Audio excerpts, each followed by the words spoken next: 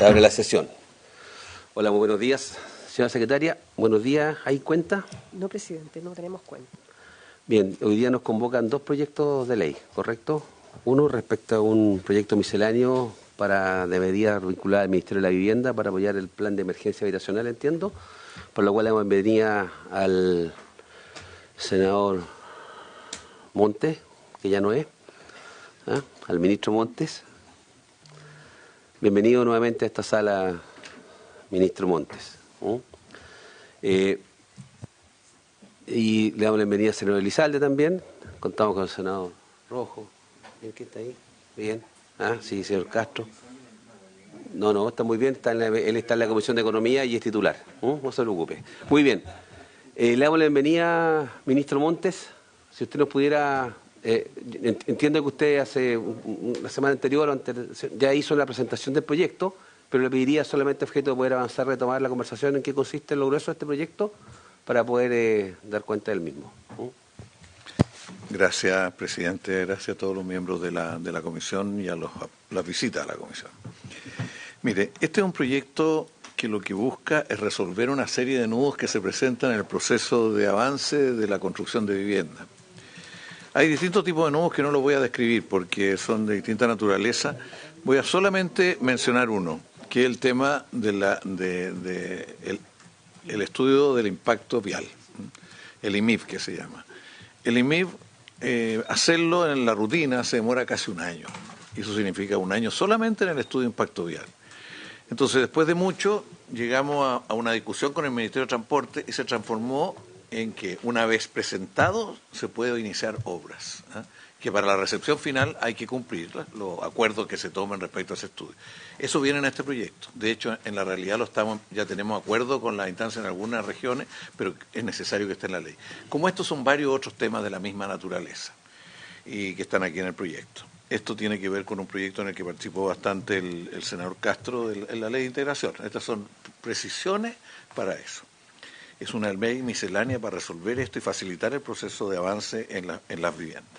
Dentro de esto, hay tres artículos que tienen que ver con la Comisión de Hacienda y son bien específicos. El primero son las donaciones. Existen dos líneas programáticas del Ministerio de la Vivienda que suponen que hay donaciones. Uno de vivienda de trabajadores, que la empresa dona un terreno a los trabajadores su ahorro, el Estado da los recursos para construir. Esto existió en Chile antes de distintas maneras. Existió con temas previsionales, con temas tributarios y con temas de subsidio. Ahora entramos en algo más acotado que es la donación de la empresa y un acuerdo entre la empresa y sus propios trabajadores. Y tenemos otra forma de aportar que son los microcondominios. Cuando hay el dueño de casa en una operación sitio, dona a sus hijos, pero puede también donar a un tercero que no sea hijo, sitio. Se pasa de una vivienda a 3 viviendas, es lo que hoy día se está haciendo. Bueno, ¿y qué pasa con las donaciones? La discusión vino qué pasa con las donaciones. Nosotros cuando iniciamos estos programas suponíamos que era una decisión administrativa de impuestos internos. Resulta que no lo es. En dos sentidos. Uno, la insinuación, el trámite de insinuación. En segundo lugar, si se pagaba el impuesto a las donaciones. Y en tercer lugar, si esta donación era un gasto para producir la renta o no, en el caso de las empresas. Bueno, nosotros somos partidarios que sea gasto para producir la renta, somos partidarios que no tenga impuestos porque esto es un aporte a un objetivo nacional. Esto no estaba así y aquí viene y lo que se plantea es que las tres cosas, o sea, no hay insinuación, no hay impuesto a las donaciones y puede ser gasto para producir la renta. Además, aquí en el debate se incorpora en la eventualidad de que se apruebe un terreno, se done y no se use en este objeto, que es lo que ocurre y cómo se desarma todo este proceso. Eso es el primer artículo, presidente. El segundo artículo, si quiere paramos en él primero al tiro o doy los tres. ¿Es el 26? El 26. En la página 2. Bueno, voy rápidamente. El segundo artículo tiene que ver con una antigua norma del IVA a la construcción. Es una antigua cosa que de 1975 fue creado por el ex ministro fue Javier Echeverri, cuando él era gerente de una empresa privada, junto con la Cámara. Se dice cómo asegurar que las empresas entren al IVA, porque no querían entrar las de construcción. Entonces se crea un sistema de estímulo cuando se entra, diciéndole, si usted entra, puede descontar el 65% del IVA. Y eso hasta ahí jugó un papel y eso quedó establecido. Pero después de esto agarró vuelo propio, y quedó instalado y no lo podían cambiar porque ya perdió el sentido y quedó bajo la administración de las empresas cuándo se aplicaba el 65 y cuándo no. Esto lo hemos discutido años. Esto le representó al Estado por lo bajo 30.000 millones de dólares, por lo bajo, porque se dieron, esta franquicia tributaria se aplicó a viviendas de 20.000 UF, de cualquier valor, muchos años. Pepe se va a acordar todas las veces que lo discutimos y se fue acortando. Finalmente, en la última reforma del presidente Piñera, nosotros insistimos en esto y acordamos ahí en la comisión, por unanimidad la comisión acordó y le dijo al ministro, pida un estudio sobre esto. Hizo un estudio de la OECD sobre distintas franquicias y exenciones, una de las cuales fue esta, y la recomendación fue terminarla cuanto antes. Esa fue porque no jugaba un sentido que el sentido original había desaparecido muchísimos años antes. Bueno, cuando se discutió este proyecto de ley, nosotros nos dimos cuenta que había en el propio proyecto del presidente Piñera, ahí se puso cierta gradualidad. Cuando se entró en esta ley, nosotros dijimos, fortalezcamos un poco la gradualidad. El número es, ¿quieres saber el número? El artículo 537. Para la página 37. Entonces, lo que se hace ahí son dos cosas. Una, inicialmente la ley del presidente Piñera, la fecha era noviembre, ¿no? Comienzo de noviembre o fin de octubre, había que presentar el proyecto, iba a mantener el 100% de la franquicia. Si lo presentaba en esa fecha, se mantenía la franquicia, y después había 2 años en que se reducía a la mitad, y otros 2 años, 2 años que se reducía a la mitad. ¿Qué incorporamos en esto? Corremos desde noviembre hasta diciembre del año 22, a todas las empresas que hayan presentado los proyectos se les mantenía el 100% de la franquicia, ¿no? A todas las que lo hubieran hecho. Y las que de esa fecha en adelante tenían 2 años, y creamos un tercer hito que son un cuarto de los últimos 2 años. Las dos cosas, correr la fecha y por otro lado generar un tiempo de 2 años al final para que la gradualidad sea más extendida. Bueno, esto tiene un costo de un poco más de 100 millones de dólares, 93.000 millones, ¿no? O sea, de ese orden, un poco más de 100 millones de dólares, porque nosotros corrimos desde el 31 de diciembre al 30 de abril. ¿Por qué lo hicimos esto? Fundamentalmente porque como estaba la ley acá en debate y todavía no es ley, las direcciones de obra cuando fueron a presentar los proyectos le dijeron no. O sea, la ley dice que si usted no tiene tales y tales cosas, tiene que igual presentar los antecedentes, que son 2, uno que esté aprobado el IMIP y otro que haya un nivel de aprobación de otros aspectos.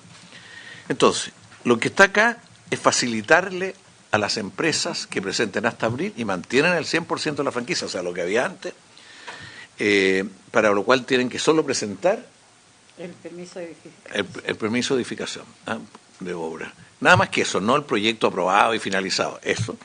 Y además tienen el tramo final. Eso es el segundo artículo, presidente. De eso se trata, es facilitarle a las empresas. Esto lo hemos discutido con ellos.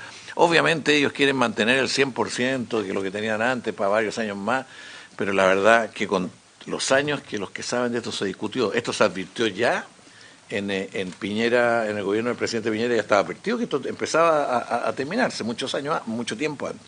Y antes lo habíamos discutido, Bachelet el 2014 lo redujo a viviendas de valor de construcción hasta 2.000 UF.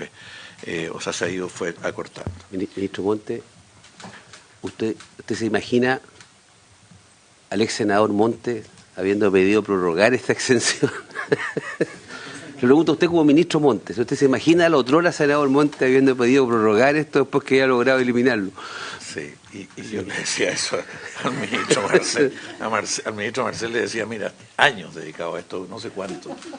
Nada más que decir esto no cumplía el papel que se decía y tratar de que esto, sí. Porque siempre tratamos que fuera un subsidio a la demanda. ¿Sabe cuánto era el valor? Cuando empezamos esta discusión, el subsidio era entre 300 y 400 UF. Hoy día está entre 1.200 y más el subsidio. Y nosotros quisimos cambiar en ese tiempo. Pero está bien su humor y yo lo entiendo me hace mucho sentido. Lo hice con algo de humor, pero tiene un trasfondo tan fuerte que es la realidad a veces no obliga a hacer cosas. No, porque una cosa es el senador Monte, otra cosa, el ex senador Monte, otra cosa es el ministro Monte. Son dos cosas distintas. Mira, yo un año estudié cuánta plata había para vivienda social y cuánta plata para esto, y era casi el doble para esta franquicia respecto a toda la plata que estábamos destinando a vivienda social. O sea, había un diseño mal hecho nomás. Ministro, no siga argumentando porque no me dan ganas de rechazar, entonces. Muy bien. Vamos con la tercera. ¿Hay una tercera disposición, ministro? La tercera disposición es bastante concreta. Lo que ocurre es que cuando, voy a ponerlo en el ejemplo de las comunas, cuando se crea una comuna, normalmente la ley dice que todos los bienes de la nueva comuna que pertenecían al municipio anterior se les trasladaban solo en mérito de la ley. En el caso de las regiones creadas, no se hizo esto. Entonces, por ejemplo, en el caso de Concepción y Ñuble, hay una gran cantidad de propiedades que son propiedad del municipio de Concepción, a pesar de que están en el territorio de la nueva región. Y es todo un enredo en la negociación, la transferencia de eso. Eso ocurre en las 3 regiones nuevas, y lo que estamos planteando aquí es que la norma de que solo en virtud de la ley pasan a ser propiedad del nuevo sin que tener que hacer transferencia. Es una cosa de esa naturaleza que normalmente la incorporábamos en las leyes relacionadas con los municipios. Esas son las 3 indicaciones o artículos de este proyecto que traemos a esta comisión. Muy bien. Sí, senador García. La primera propuesta que cambiemos nombre al proyecto, le llamamos Ley Monte. Ley Monte. Estamos con el red. Ley Monte. Exenciones Monte. No, perdón, presidente, fuera de broma. No me queda claro lo último, porque son bienes que siguen perteneciendo a la misma comuna, solo que esa comuna cambió de región. ¿No? ¿Si me permite? Bueno, Sí, es que por tiene que ver supuesto. con los serbios. A ver, específicamente en las leyes que quedaron, la región de Ñuble, la región de Los Ríos y la región de Arica, Parinacota, que son las más recientes, en eso solamente la ley consideró el traspaso de los bienes de los gobiernos regionales de esas comunas, de las comunas madres, por así decirlo, a las comunas hijas. Pero en el caso de los servicios públicos en general no dijo nada. Entonces, ¿qué es lo que pasa? Que el Serviu, región de Biobío, sigue siendo propietario de bienes que están localizados en Ñuble. Y no puede... Eran del Serviu y estaban en la delegación de Ñuble, que ahora es región del Ñuble. Entonces, ¿qué es lo que pasa? Que el Serviu Ñuble, como no es el titular del dominio, no puede entregar como datos, no puede utilizarlos, ni puede hacer nada. Y el Serviu Biobío no puede hacer nada tampoco porque no están localizados dentro de su esfera de competencia. Entonces, lo que se planteó acá es repetir la norma que estaba para los gobiernos regionales y se traspasan de pleno derecho los bienes de una región a otra. ¿Y por qué viene Hacienda? Porque es con exención de pago de notarios y conservadores. Porque el mayor problema que tenemos es que todo esto se paga con subtítulo 22 y el subtítulo 22 es siempre escaso, entonces hacer las transferencias ha significado muchos problemas. Hay mucho tiempo. Esto lo habían incorporado en la ley de presupuesto, tú lo recordarás, y al final se decidió trasladarlo a otra ley, esto estuvo en la ley de presupuesto. No, clarísimo y completamente de acuerdo. ¿Esto se va a aplicar solo para los serbios en este caso de este proyecto? Sí, está porque se me planteado como ocurre que, serbios. por ejemplo, los servicios de salud van a tener un problema similar y, bueno, va a haber que pensarlo cómo lo resolvemos y probablemente deben haber otros servicios públicos que están en la misma situación. Pero por lo menos resolverlo respecto de vivienda, digamos. Como lo dice el ministro, nosotros habíamos planteado esto para la ley de presupuestos como una glosa presupuestaria y en principio el Ministerio de Hacienda había accedido a que iba a ir pero como vieron que era un problema más general, nos plantearon sacarlo de la ley de presupuesto para que no quedara acotado a vivienda y finalmente nosotros tomamos la opción de meterlo en este proyecto de ley porque realmente estamos complicados, especialmente para el programa de emergencia habitacional porque hay terrenos que la comuna de Ñuble, por ejemplo, podría utilizar para construir proyectos, pero no puede hacerlo porque son de propiedad de los Biobío. Y también muchas sedes comunitarias que están son de los serbios y pertenecen al Servio de Concepción estando en Ñuble. Hay una inconsistencia y esto es simplemente una cuestión de orden. Yo repito, esto siempre lo hacíamos en las leyes a propósito de los municipios y en el caso de la ley a propósito de las regiones no se incorporó por una...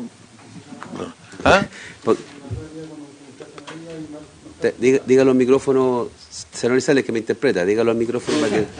No, bueno, ya, que se no, ya. No, pero eso... Sí. No, es que yo creo que hay cosas que se han hecho a la rápida, incluso como traje a medida por parte del arquitecto, y que lamentablemente no están del todo bien diseñadas, y que va a haber que evaluar cuál es el impacto que está teniendo las políticas públicas, porque de repente estamos duplicando costos, gastos, y estamos generando una institucionalidad que no está funcionando del todo y generando expectativas que no se cumplen. Y Muy además bien. diciendo que los ciudadanos la piden y los ciudadanos no. Bueno, ahí me quedo nomás. Muy bien, muchas gracias. Senador Edozo había pedido la palabra. No, parece tan evidente esto que la pregunta era por qué no se había hecho de una...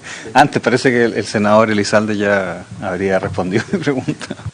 Sí, mi recolección de cómo fue ese proceso fue medio traumático y complejo, en su oportunidad, todo el proceso. En fin. ¿Les parece que pongamos en votaciones el proyecto?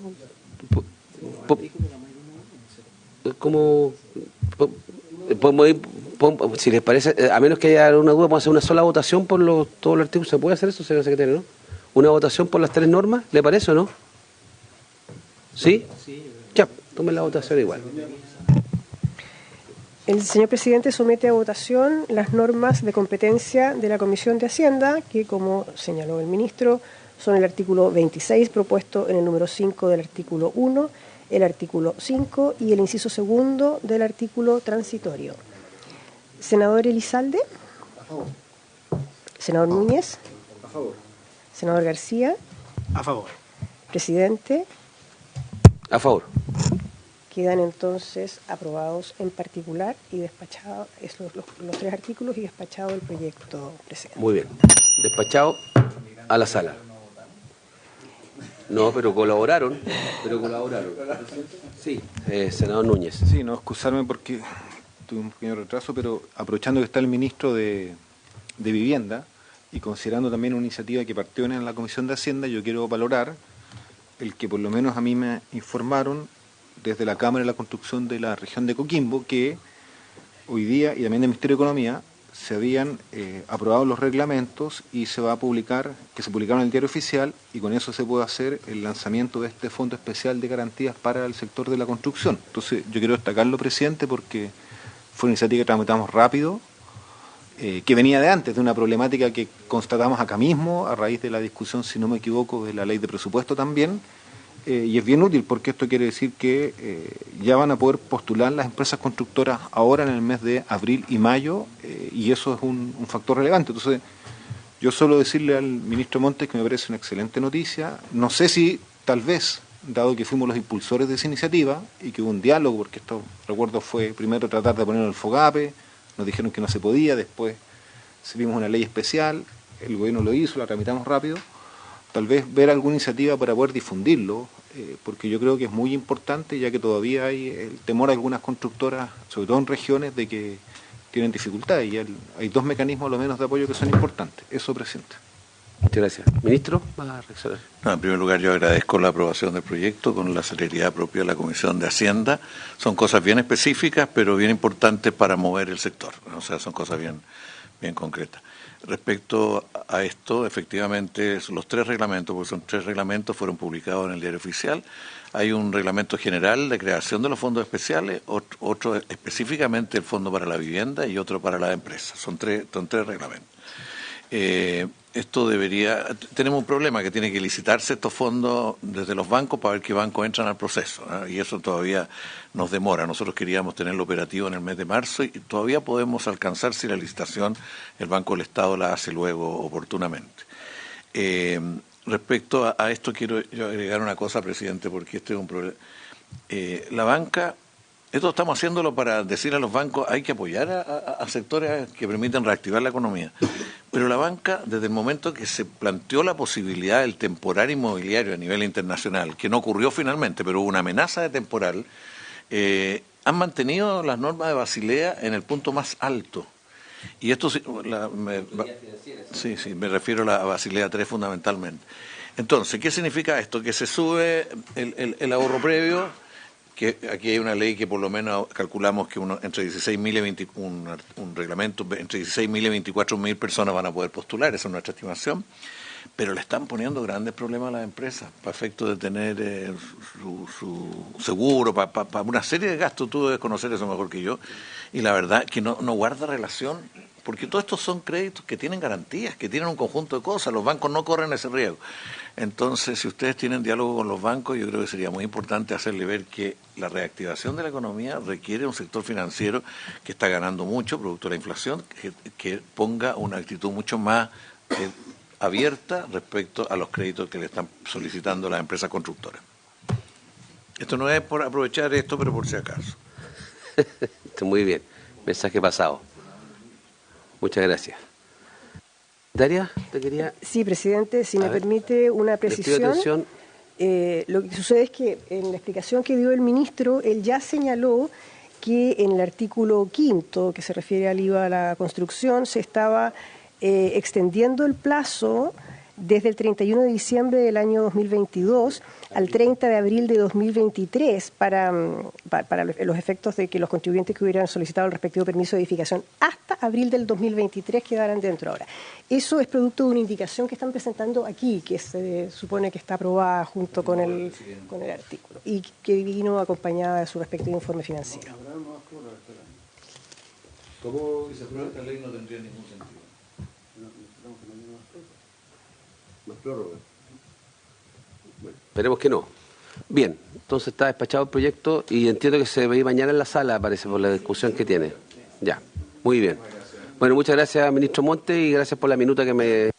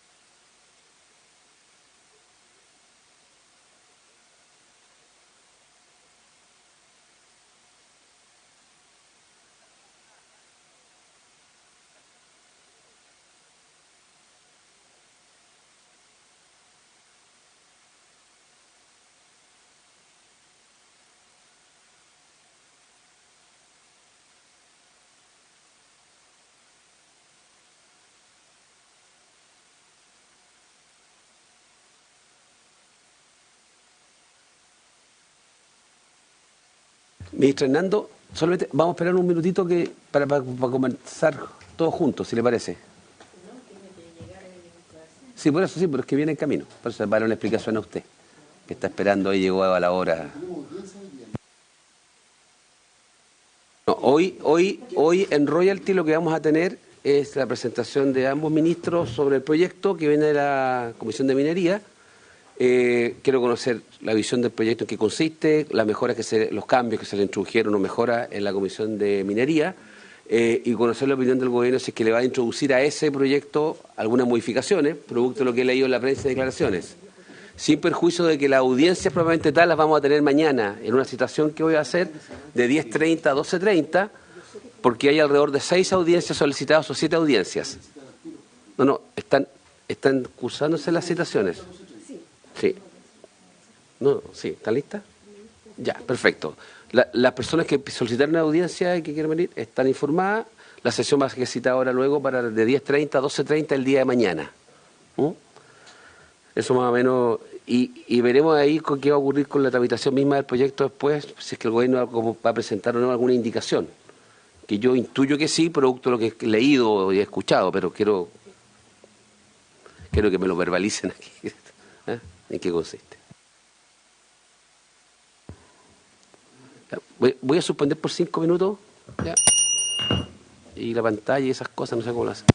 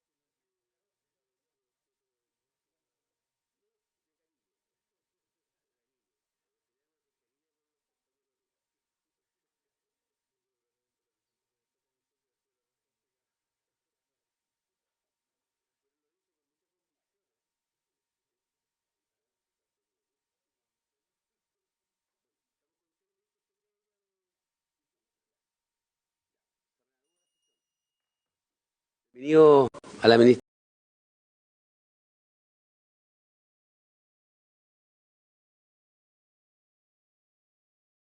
de royalty a la minería, que viene desde la Comisión de Minería con modificaciones, entiendo, bastante sustantivas, y queremos entonces, la idea es interiorizarnos de este proyecto. Antes de darle la palabra a los ministros para que nos presenten el proyecto, quiero señalarle al Ejecutivo que en el día de mañana vamos a tener una sesión de la Comisión de Hacienda de audiencia. Se han solicitado alrededor de 6 o 7 audiencias ya, y por lo que entiendo que vamos a llegar a unas 9 por lo menos, ¿ya? Y la idea es entre mañana de 10:30 a 12:30 tener esa audiencia. A partir de ahí, ojalá poder tener todas esas audiencias mañana y dejar eso despejado y conocer la opinión, ¿ya? Al tiro le doy la palabra a senador Núñez. Y la idea sería conocer si el proyecto que viene de minería a criterio del Ejecutivo va a requerir o no algunas modificaciones, más allá de lo que además conozcamos de la audiencia, en donde seguramente van a aparecer algunas demandas, ¿ya? Y de ahí tener una idea del programa o de la urgencia que tenga este proyecto para el gobierno. Senador Núñez. Sí, presidente, lo que pasa es que yo estaba revisando el listado de audiencias.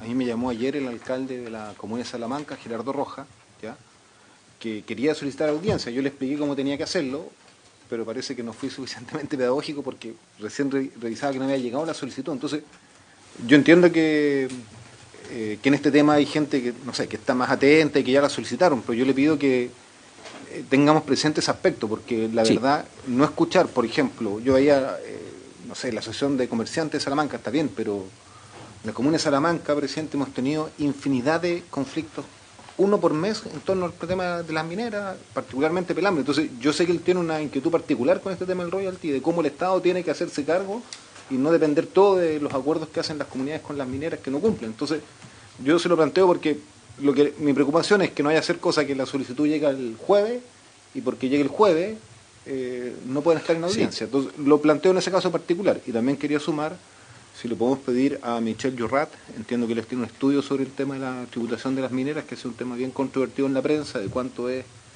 el cobro máximo, si se lo podemos nosotros invitar a él, porque me parece a mí que va a ser importante la mirada técnica que él tiene para poder resolver ese punto, que yo sé que por lo menos en la información de prensa ha sido muy polémico, de cuánto la carga tributaria total que tienen las empresas mineras con el royalty. Esos dos puntos presentes.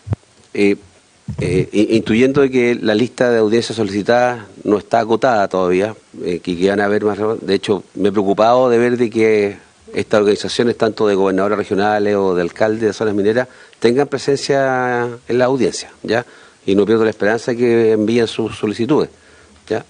Ciertamente aquí vamos a generar espacio para escuchar a todos los que tengan que aportar. Entonces, me imagino. Pero no seamos más prácticos. Si algún senador tiene una propuesta específica de que haga llegar los datos y la Secretaría los contacta.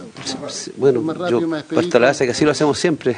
¿Ah? Así lo hacemos siempre. Entonces yo digo, sí, hagámoslo como siempre. Por eso que estoy diciendo que me di el espacio, porque yo creo que aquí mañana vamos a tener más personas y instituciones que pueden venir a presentar. Senador García. Presidente, quizás sí sería, o sea, creo que sería bueno que conociéramos la nómina de los que vienen mañana para así saber. Yo he recibido hartas solicitudes vía lobby de audiencia, y yo a todos les he dicho que lo mejor es que vengan a la comisión a exponer. Gracias, presidente.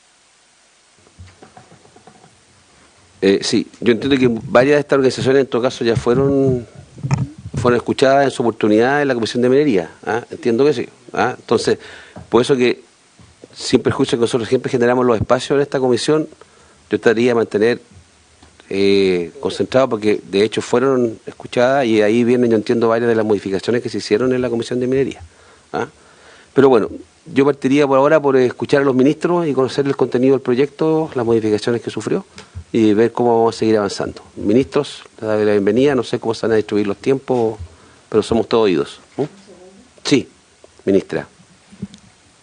Muchas gracias, saludar a todos los presentes y decir que el Ministerio de Minería ha acompañado al Ministerio de Hacienda, por lo tanto yo no traigo presentación hoy día.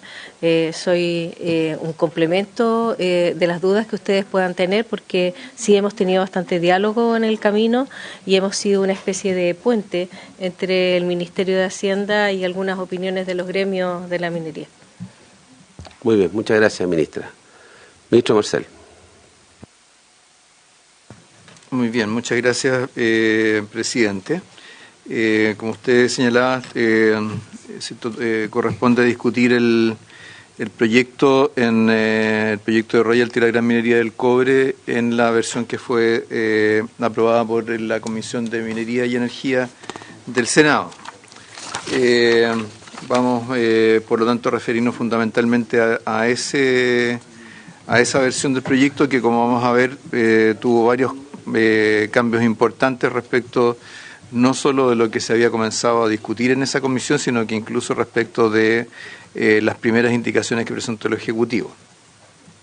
Habría que proyectar la presentación, no sé. ¿La están cargando o no? Ya. Gracias, Consuelo.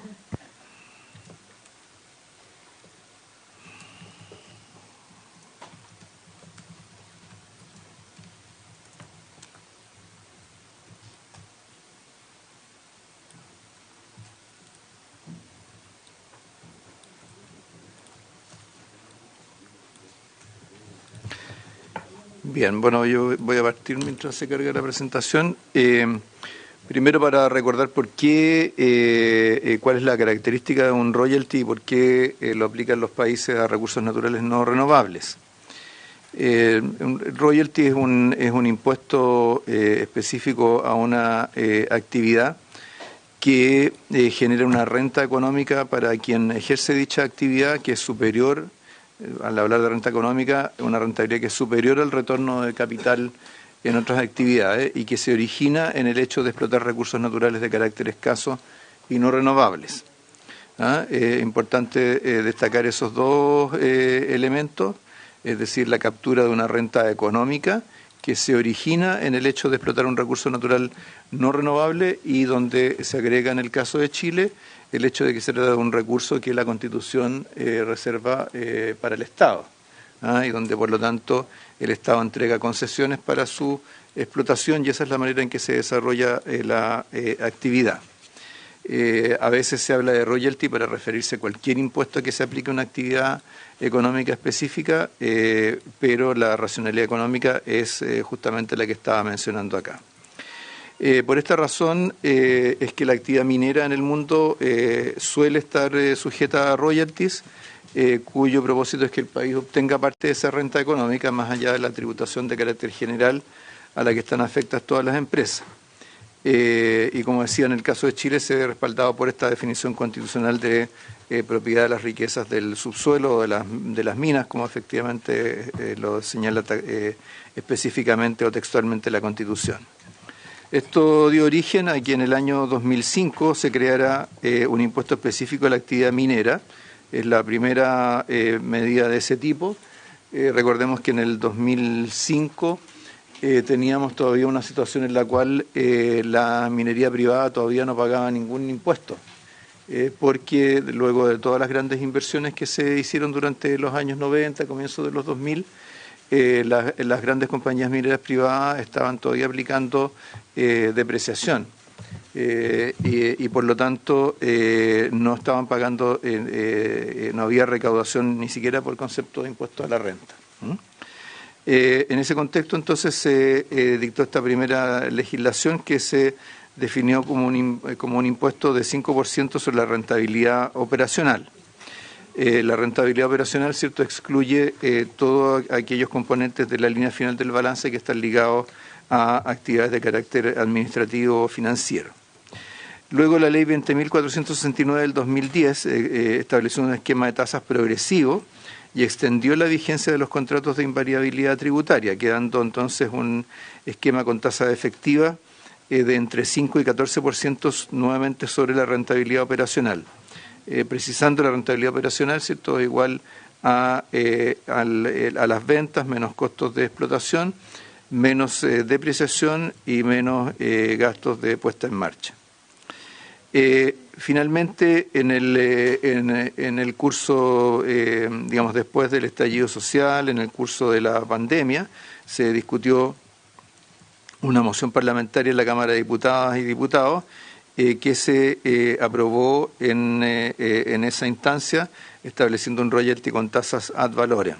Y ese es el proyecto que luego pasó al Senado con tasas efectivas ad valorem entre 3 y 34%.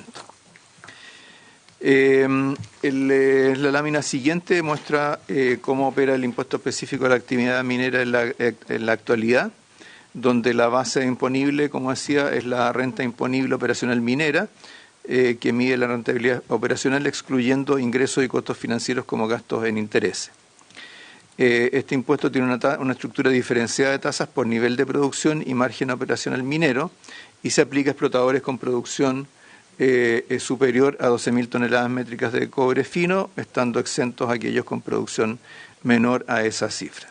Entonces ahí se muestra en el lado izquierdo el esquema de tasas para la producción entre 12.000 y 50.000 toneladas métricas de cobre fino y en la derecha el que se aplica a la producción mayor a 50.000 toneladas métricas. Este esquema ha generado una distribución de la renta minera entre el Estado y los privados, en la cual el Estado capta alrededor de 40% de la renta de la gran minería privada y el 60% restante, por supuesto, queda en el sector privado. El proyecto que aprobó la Comisión de Minería básicamente sustituye el actual impuesto específico. ¿Sí? No quiero interrumpir a mí, pero es solo una duda técnica. En la...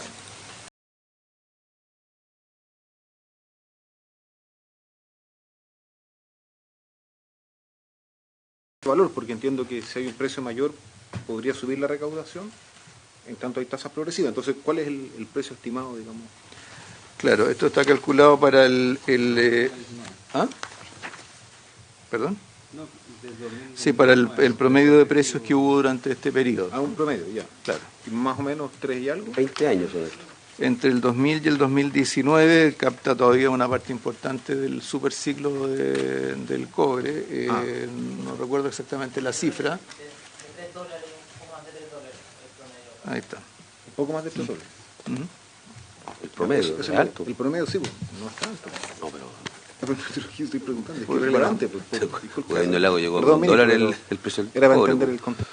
Entonces también incluye, ¿cierto?, el periodo después del 2014-2015, cuando hubo una baja importante de precio. Entonces, decía que el royalty aprobado por la Comisión de Minería sustituye al impuesto específico que está contenido en los artículos 64 bis y ter de la Ley de Impuesto a la Renta y pasa a estar regulada por un cuerpo legal propio. En esta propuesta, los explotadores mineros cuyas ventas provengan en menos de un 50% de cobre, cuya producción sea menor al equivalente a 50.000 toneladas métricas de cobre fino, están sujetos al mismo tratamiento tributario que el actual, y en el caso de aquellos cuyas ventas provengan en más de un 50% de cobre y una producción mayor a 50.000 toneladas métricas de cobre fino, enfrentan un nuevo esquema de tasas que tiene dos componentes, un componente ad valorem de 1% sobre las ventas anuales de cobre y un componente sobre el margen minero con tasas de entre 8 y 26%, dependiendo del margen operacional minero.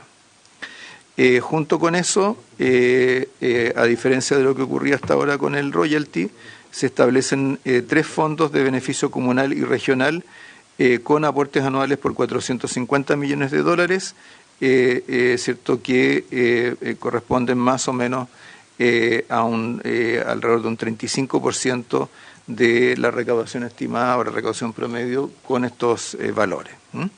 Esos 3 fondos son un fondo regional para la productividad y el desarrollo, que ingresa a los presupuestos de inversión de los gobiernos regionales por $225 millones anuales, y un fondo para las comunas mineras, que corresponde a las comunas que poseen faenas de explotadores mineros sujetos al royalty. Esto es donde están ubicadas las minas, donde están ubicados los principales puertos de embarque de cobre y donde existen relaves importantes por $55 millones. Esto se distribuye vamos a ver después los datos específicos, pero en menos de 20 comunas, y luego el Fondo de Apoyo para la Equidad Territorial, que aporta recursos a las comunas más dependientes del Fondo Común Municipal en todo el país. Eso corresponde a algo más de 300 comunas de las 350 comunas que existen, entre las cuales se distribuye un total de 170 millones de dólares y con esto entonces se totalizan los 450 millones de dólares que hago notar que se fijan, que se establecen en términos fijos, por lo tanto no dependen de la variación que pueda tener la recaudación por concepto de royalty. Ahora, este proyecto, tal como lo he descrito, involucró bastantes ajustes respecto de versiones anteriores.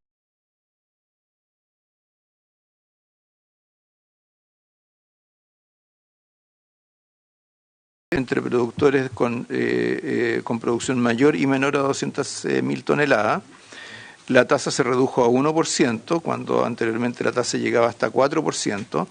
Tercero, se incorporó una cláusula que establece que si el margen operacional es negativo, el explotador de cobre queda eximido del pago del componente ad valorem. En segundo lugar, hay varias modificaciones al componente sobre el margen minero, donde las tasas quedan definidas en función del margen operacional y no del precio del cobre como se establecía originalmente.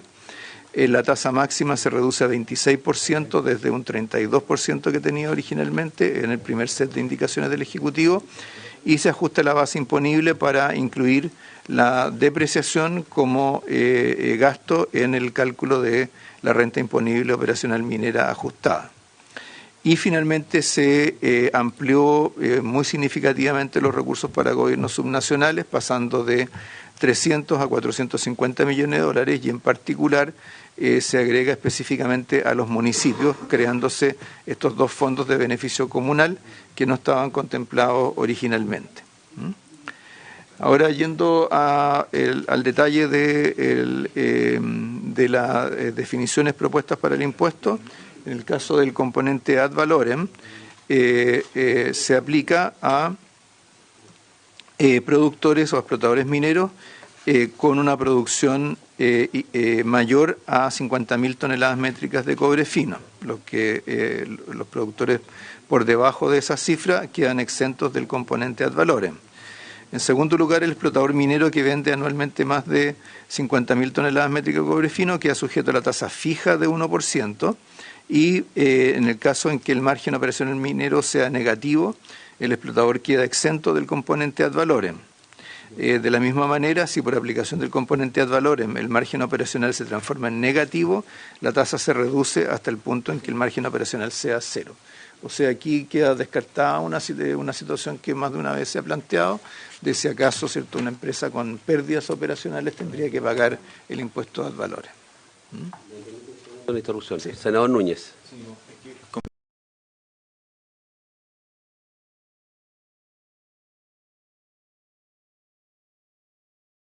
Absolutamente claro. Si una empresa, por un motivo X, yo no sé cuál, yo creo que no ocurre mucho, pero bueno, vamos a suponer que una empresa de estas grandes, que entiendo que son 14 las afecta al royalty, después usted me corregirá, ministro, tuviera pérdidas un año, por motivo X, no pagaría el componente ad valorem. Por lo tanto, sería una situación excepcional, pero no ocurriría, digamos, que se le estaría cargando una doble pérdida, digamos, por el hecho que tuviera que pagarlo igual. No entendí el punto, senador Núñez. Yo entendía lo que dijo el ministro, pero... Quédese con lo que dijo el ministro. Está bien. Sí, senador. Ad valorem significa de las ventas de cobre y no ventas que puedan ocurrir que no sean habituales, solamente de la venta de cobre. Eso es ad valorem. Son las ventas de cobre. Es venta, claro. Tienen un peso o $1 de utilidad, pagan 1%.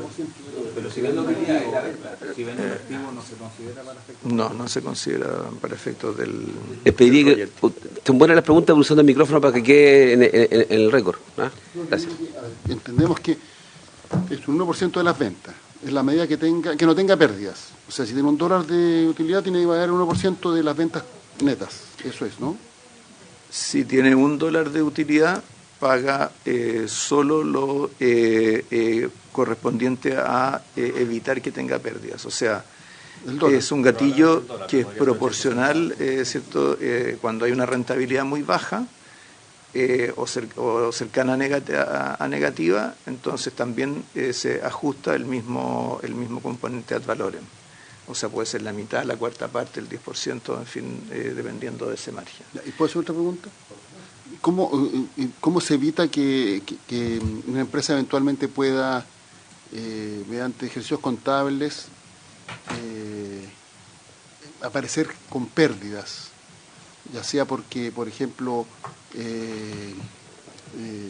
no sé, que en una cadena productiva procese fuera del país determinado mineral, en este caso el cobre, pero que sin embargo respecto de la filial o la empresa en Chile tenga pérdidas. ¿Cómo se evita eso para que de esa forma burle el pago del royalty? No sé si me explico, ministro. Sí, presidente, por su intermedio. Aquí siempre estamos hablando de margen operacional, entonces el margen operacional es menos manipulable por las firmas porque, cierto, es el valor de las ventas, menos los costos de producción, menos la depreciación. Por lo tanto, las cosas que son más fáciles de administrar por las empresas normalmente tienen que ver con costos financieros, por ejemplo, cierto, es común que en la minería las filiales de multinacionales se financien con créditos de sus casas matrices. Eso no incide sobre el margen minero. Los precios mismos y la valoración de las ventas siempre está sujeto a las facultades que tiene el Servicio de Impuestos Internos para validar los precios. El Impuestos Internos tiene la información de precios de mercado, ¿cierto?, que pueden detectar cualquier desviación importante a ese respecto. Y tratándose de margen minero, de margen operacional, las situaciones en las cuales no se pagaría ad valorem corresponde a empresas o explotaciones mineras que tienen, por ejemplo, una muy baja ley, por lo tanto los costos de producción son relativamente altos, por ejemplo, sería donde se ha hecho recientemente una inversión importante y la depreciación es significativa, o cuando el precio del cobre es muy bajo. Entonces, firmas con margen que normalmente es bajo, ¿cierto?, desaparece si es que el precio del cobre baja significativamente. Ministro Hernando, ¿pide la palabra? Respecto de las cosas que pueden o no pueden hacer las empresas, una de las preocupaciones que nosotros como minería tenemos es también el manejo de las toneladas, porque basta con que no produzca 50, sino que produzca 49 para que quede exenta. Y lo mismo en el límite de los 200. Gracias. Ministro, siga nomás, continúe. Ok. Luego tenemos el componente sobre el margen minero, que está descrito como una fórmula en esta lámina, pero que lo podemos ilustrar más claramente en la lámina siguiente, para mostrar la tasa efectiva, de acuerdo a la cual, ¿cierto?, esa tasa es de 8% hasta un margen de 20%.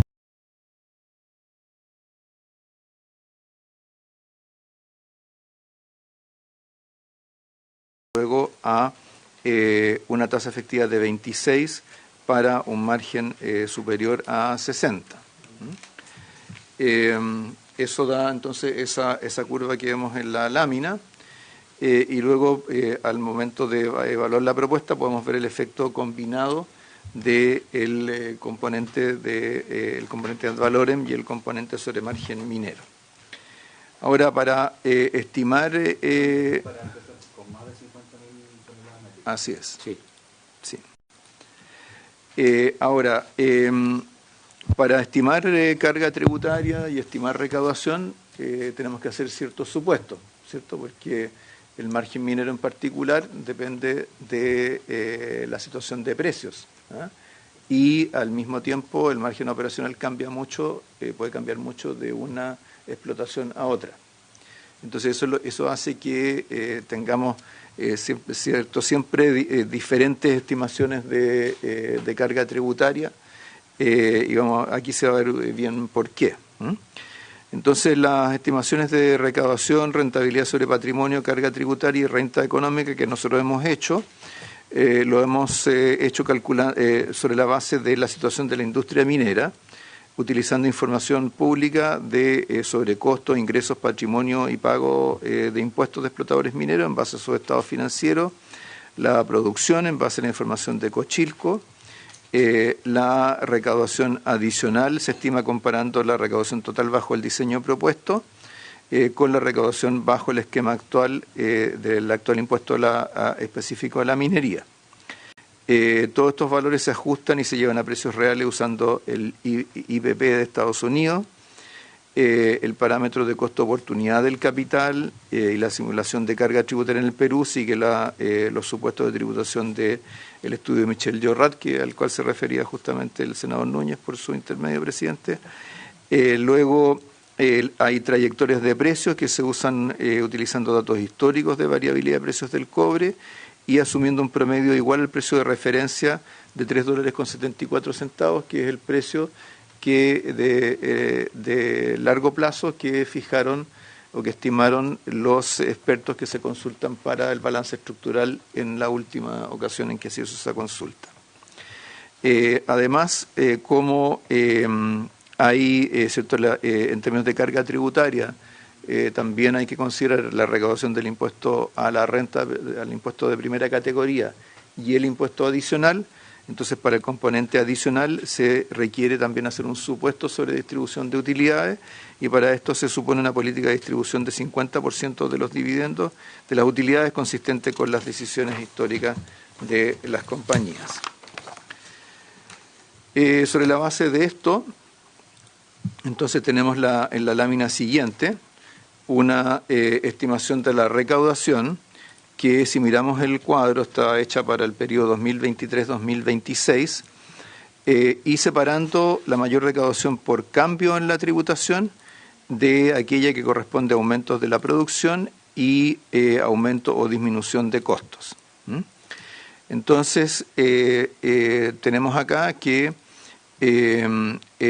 si miramos los números que están en la última columna, se proyecta un aumento de la recaudación de 0,46% del producto por efecto del cambio en la estructura del royalty y una mayor recaudación de 0,15% del producto por mayor producción o por la combinación de mayor producción y costos, totalizando entonces 0,61% del producto y con una evolución que parte con un valor muy pequeño en el 2023, que es solo ligado a la producción, y luego el efecto de la aplicación del nuevo royalty empieza a observarse levemente en el 2024 y más significativamente a partir del 2025. Esto porque tenemos que recordar, ¿cierto?, que hay una parte importante de las compañías que todavía están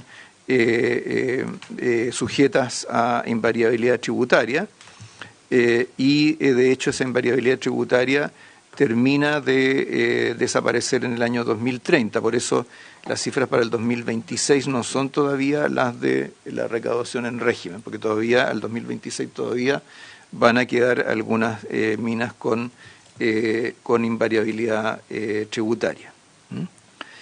En la lámina siguiente vemos lo que ocurre con la participación del Estado en las rentas del cobre.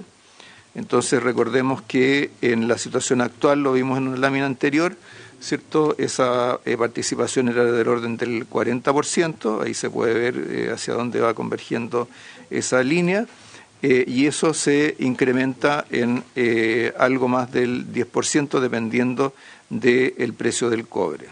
Entonces aumenta conforme aumenta el precio del cobre, pero a partir de un cierto punto tiende a estabilizarse, dado que también se estabiliza o se mantiene constante el componente sobre el margen minero a partir de un cierto margen. En la lámina siguiente vemos lo que ocurre con la rentabilidad del capital. Aquí es donde necesitábamos, ¿cierto?, los supuestos de capitalización y los datos de la industria. Entonces vemos que el retorno sobre el patrimonio promedio de la industria evidentemente se reduce algo porque ¿cierto?, se está redistribuyendo la renta económica, pero vemos que esta línea mantiene ¿cierto?, una pendiente positiva, lo cual significa ¿cierto?, que para mayores precios del cobre va siempre aumentando el retorno sobre el patrimonio. Hay que recordar que en la versión anterior, cuando teníamos ¿cierto?, un componente variable que dependía del precio del cobre, esto era bastante más plano. Entonces ahora quedó una curva más... ¿No se refiere a la versión que llegó a la Comisión de Minería o la situación? Se refiere a las primeras indicaciones que presentó el Ejecutivo a la Comisión de Minería. Luego, en la lámina siguiente, vemos el cálculo de carga tributaria promedio para el precio de $3.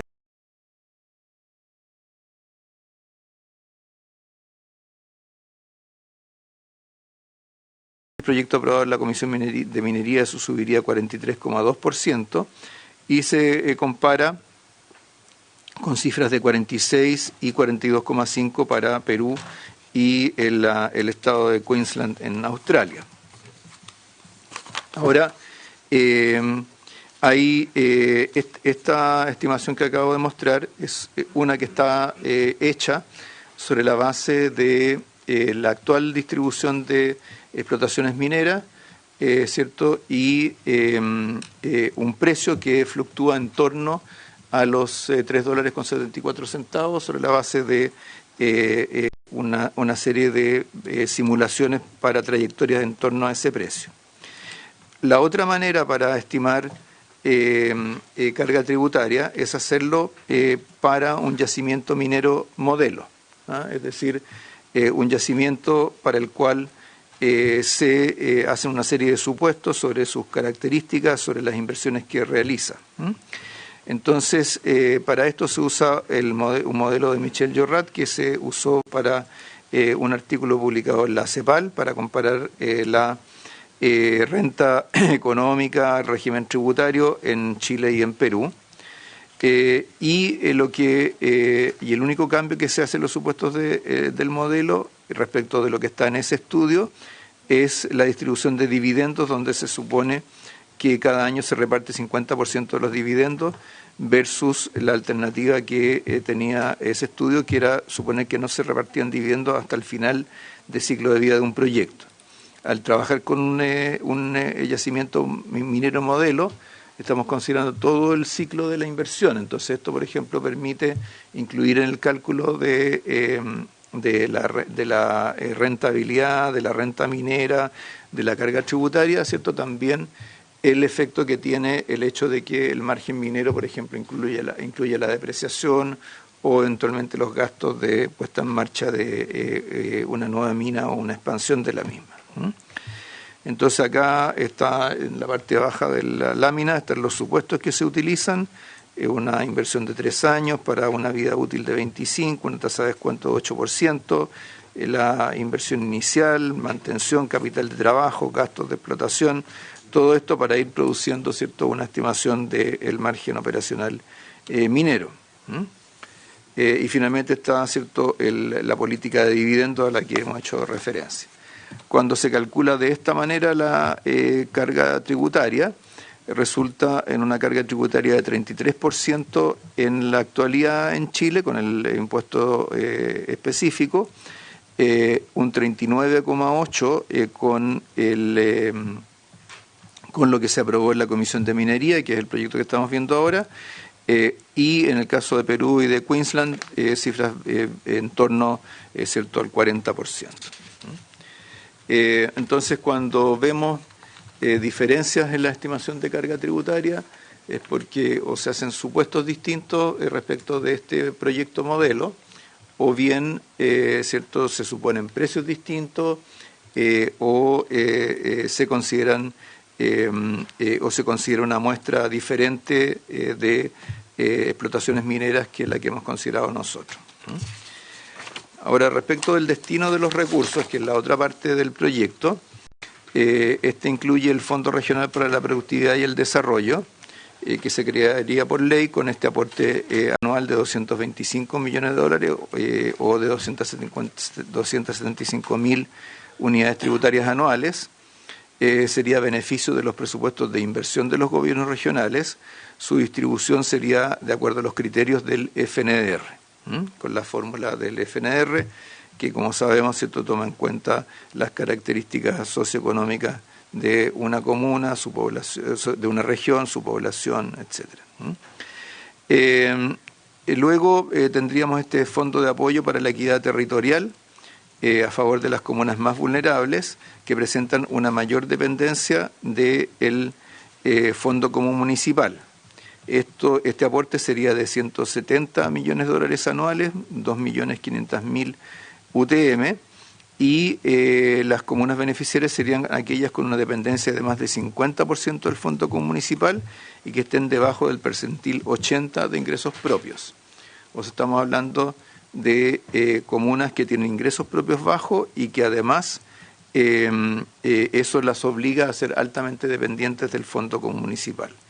Esto beneficiaría a 302 de las 346 comunas del país, con una población de 10,5 millones de habitantes, una asignación promedio anual por comuna de 506 millones, con lo que representaría un aumento de los ingresos propios permanentes de 45% en promedio y de 42.000, casi 43.000 pesos per cápita en relación a la población de la comuna. Finalmente tenemos este fondo para las comunas mineras, que es para compensar las externalidades negativas en las comunas donde hay actividad minera. Esto aquí se destinan $55 millones o 800.000 UTM a favor de las comunas pertenecientes a regiones mineras que mantengan dentro de sus territorios faenas relacionadas con la actividad minera como yacimientos, fundiciones y refinerías, relaves y puertos. Este criterio da como resultado un total de 29 comunas en las regiones de Tarapacá, Antofagasta, Atacama, Coquimbo, Valparaíso y O'Higgins, con una población beneficiada de algo más de 2 millones de personas, una asignación promedio de 1.657 millones de pesos, un aumento presupuestario promedio del 41% y equivalente a algo más de 73, o sea, casi 73.000 pesos por habitante. Con todo esto, en la combinación de estos fondos, vemos en esta lámina, en este cuadro, cómo se distribuiría este fondo. Aquí está calculado para las regiones, entonces estamos sumando lo que recibe el gobierno regional y las comunas de la región por concepto del Fondo de Apoyo para la Equidad Territorial y el Fondo para las Comunas Mineras. Entonces vemos, cierto, que sería en términos de recursos, cierto, en relación al tamaño de esas comunas, las regiones del norte y la región de O'Higgins serían las más beneficiadas. Aquí está, el total está solo calculado en términos de millones de pesos, cierto, aparece una cifra para la región metropolitana que es más alta que para el resto, pero por supuesto en relación a la población es mucho más baja. Y con eso simplemente cerramos, presidente, diciendo que luego de la aprobación del proyecto en la Comisión de Minería del Senado han surgido algunos temas que se han planteado que no alteran lo legislado por esa comisión, pero que podrían discutirse en esta etapa legislativa. Una de ellas es reponer los gastos de puesta en marcha como costo para el cálculo de la renta imponible operacional minera ajustada, que sería dejar el cálculo de renta operacional minera igual a cómo funciona actualmente con el impuesto específico. Esto no es un monto importante en el conjunto, pero sí es significativo, especialmente cuando hay nuevos proyectos mineros y los gastos de puesta en marcha son importantes. Y luego lo otro que se ha planteado es a raíz de toda esta discusión sobre carga tributaria, ha sido establecer un límite a la carga tributaria potencial, tomando en cuenta la combinación de impuesto a la renta, impuesto de primera categoría, impuesto adicional y royalty. ¿Qué es lo que significaría poner ese límite? Significaría, cierto, que se da mayor seguridad o predictibilidad a la recaudación del impuesto, que beneficiaría, que sería relevante en tres tipos de situaciones. Una es cuando tenemos una explotación minera que tiene posibilidad de mejorar significativamente su productividad. En ese caso, al tener un límite, el impuesto, entonces, o la suma de los impuestos, entonces, ¿cierto? Una empresa que mejora mucho su productividad tendría una carga tributaria algo menor. Segundo, que permitiría que cuando hay precios que son muy altos y el margen minero aumenta significativamente, ¿cierto? Permanecería una oportunidad de rentabilidad para las empresas del sector. Y en tercer lugar, en el otro extremo de la distribución, en el caso de minas que tienen un margen minero relativamente bajo y que el grueso de su pago de impuesto correspondería a la tasa ad valorem, también se encontrarían con este límite antes de tener que pagar toda esa tasa ad valorem. Entonces, beneficiaría por un lado a proyectos o a minas relativamente más pequeñas, siempre estamos hablando aquí de mediana y gran minería, y por otro lado a proyectos que fueran más eficientes. Ahora, por supuesto, la relevancia de este límite depende mucho de dónde se establezca, ¿cierto? Si se establece muy arriba no sería muy relevante, si se establece muy abajo bajaría significativamente la carga tributaria.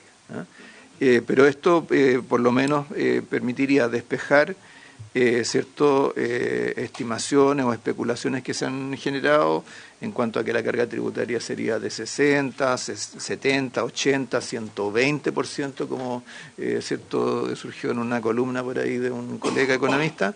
Esto dejaría claro que ese tipo de situaciones no se podrían presentar. Eso sería, presidente. No sé, ministro, si quería agregar algo. Muchas gracias, ministro Marcel. Ministro Hernando. Solamente hacer dos énfasis. De las mayores discrepancias que ha habido en los diálogos que hemos tenido con la industria minera representada por sus gremios principalmente, tiene que ver con la carga tributaria que ellos indican que hoy día soportan, entre comillas, por la forma de los cálculos. El ministro Marcel acaba de decir cuáles son aquellas características de la forma de calcular que hemos tenido nosotros y lo transparente que ha sido el Ministerio de Hacienda, incluso con la industria minera en términos de transparentar cómo han sido hechos esos cálculos. Pero ellos estiman que están partiendo de 5 puntos más arriba. Y eso hace muchas veces que discutamos o que tengamos estas discrepancias. Por eso es que se plantean estas posibilidades de revisión, que ya eran algunas de las cuales habían aparecido en el diálogo en la Comisión de Minería. También decir que precisamente ese diálogo que se dio con las comunidades y con todos los actores permitió que se incorporaran las comunas. Originalmente esto consideraba un aporte que era bastante menor a estos 450 millones de dólares, era solamente para las regiones.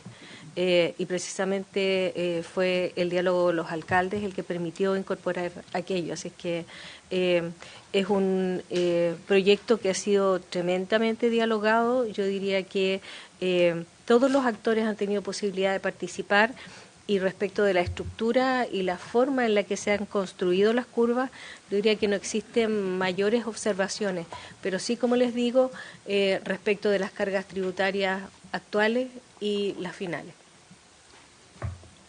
Muchas gracias, ministra. No sé si algún senador. Ya, tengo a senador Núñez, senador García.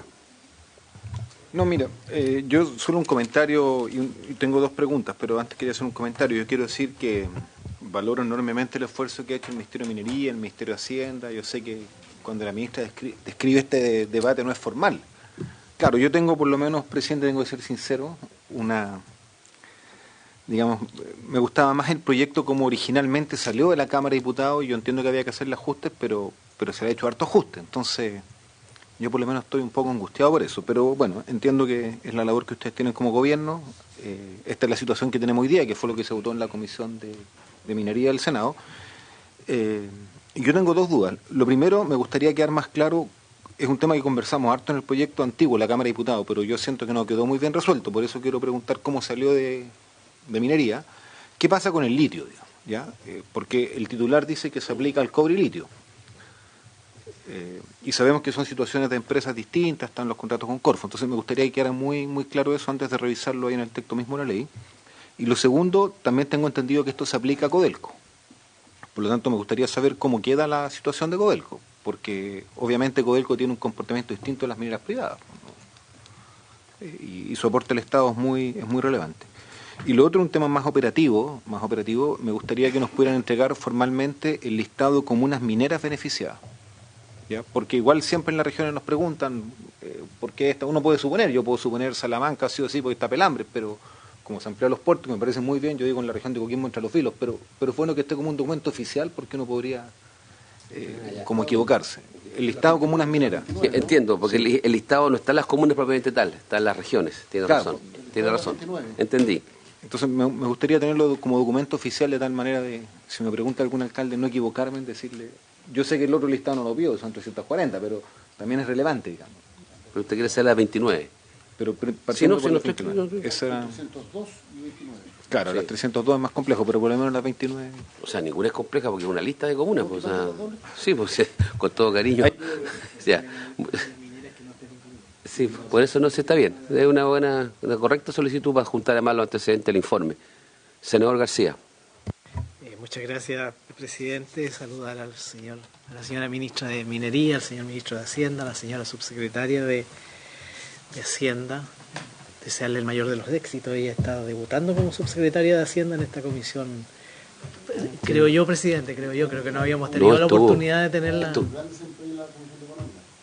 Sí, estaba en Desarrollo Social la última vez, ¿no? También. Y en la Direpres, en fin. Muy bien, así que mucho éxito. Y también saludar a la asesora, por supuesto. A ver, presidente, yo quiero plantear 3 temas. Uno, voy a partir lo que yo creo que técnicamente es más simple que nos expliquen. Porque ustedes hablan de la metodología para hacer las estimaciones y dentro de ello el último punto dice: se asume una política de distribución del 50% de los dividendos consistente con las decisiones históricas de las compañías. Yo no logro darme cuenta cómo la política de distribución de dividendos afectaría en el cálculo del royalty. Porque por un lado tenemos el margen operacional y por otro lado tenemos ad valorem, que es precio en realidad. Entonces, no sé, solo me gustaría saberlo porque creo que puede ser interesante.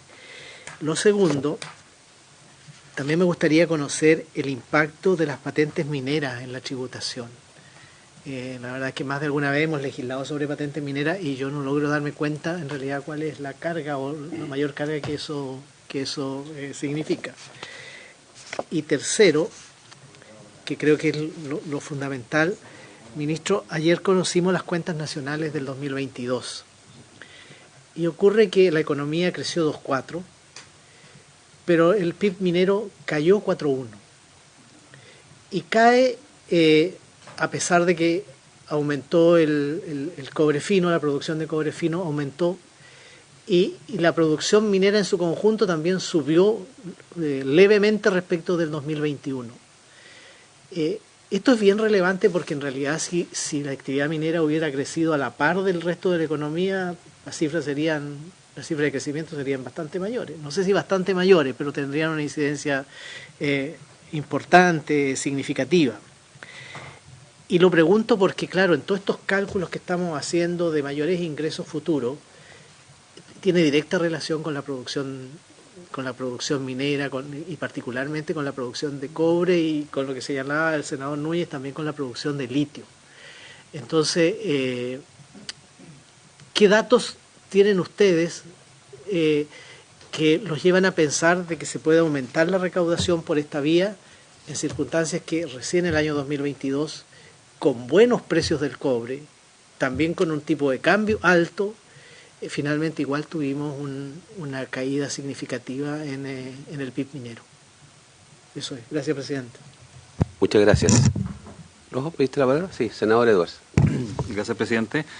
Bueno, agradecer la muy completa presentación que nos hace el gobierno a través de sus ministros.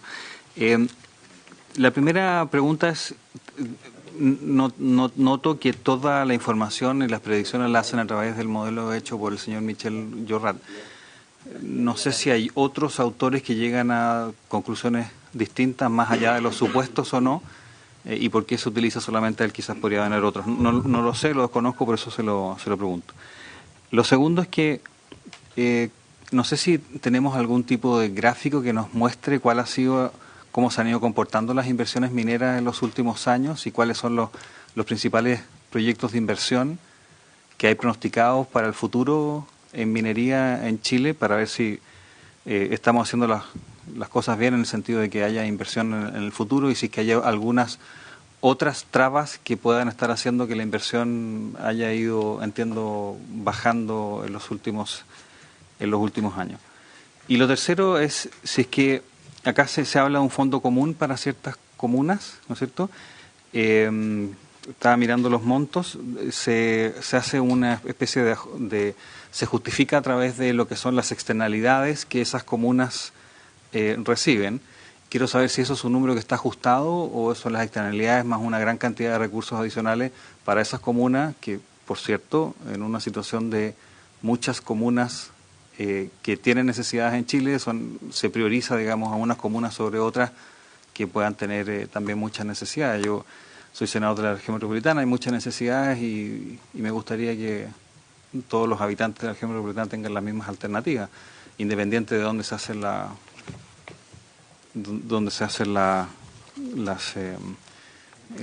inversiones. Así que solamente saber si es que hay un match o los fondos son solamente para las externalidades negativas o van mucho más allá.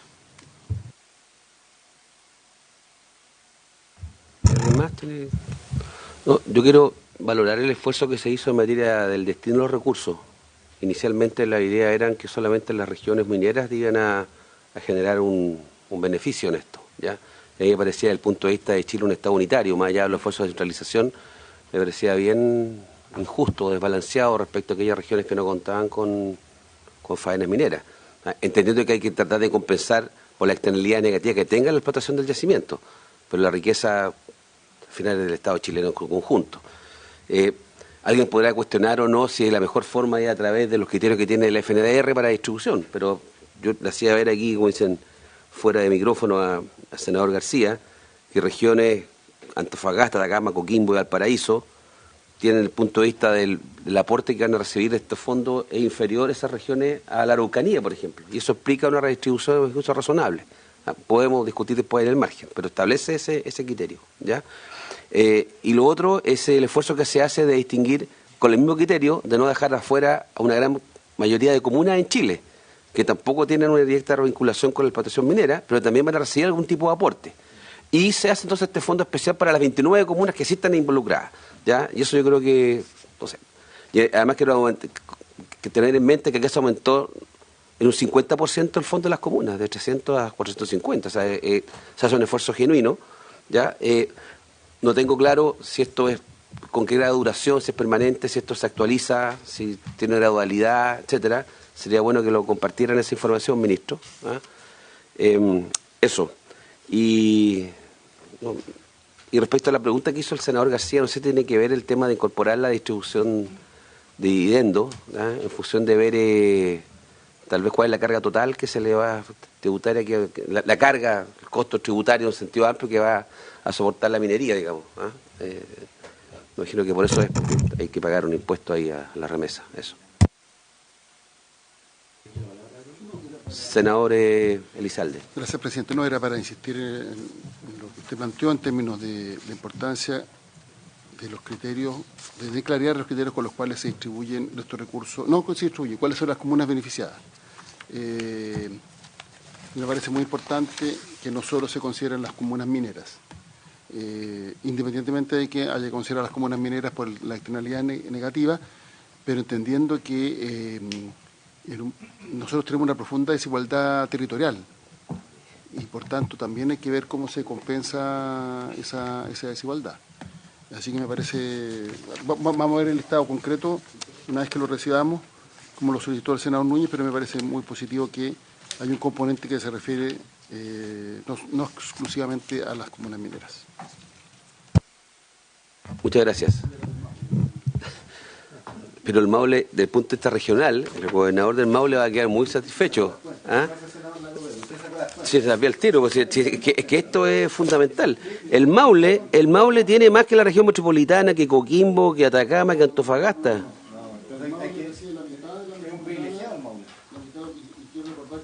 No, es la cuarta región más populosa de Chile. Ya. Se llamaba que... Bueno, ministro Marcel, le transferimos varias de las inquietudes que se han planteado, a ver si podemos ir despejándolas. Muchas gracias. Sí, gracias, gracias, presidente. A ver, primero respecto del tema del litio que preguntaba el senador Núñez. El litio quedó en el título de este proyecto, pero nosotros no estamos incluyendo litio, fundamentalmente porque en la práctica la manera en que se aplica el equivalente a un componente ad valorem, en el caso del litio, es a través de los contratos que tienen las explotadoras con Corfo. Entonces, en realidad, es a través de ese contrato y los pagos que se realizan a Corfo que se captura buena parte de la renta. De hecho, la participación del Estado en la renta de la industria del litio es mayor a la que tenemos, a la cifra que estamos dando acá para el cobre.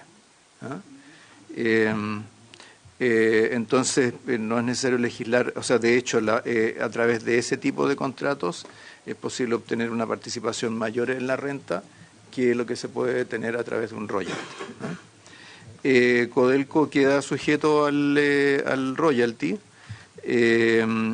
Codelco, como sabemos, traspasa parte de sus excedentes al fisco a través de distintas vías, impuesto a la renta, que es donde está sujeto a una tasa especial.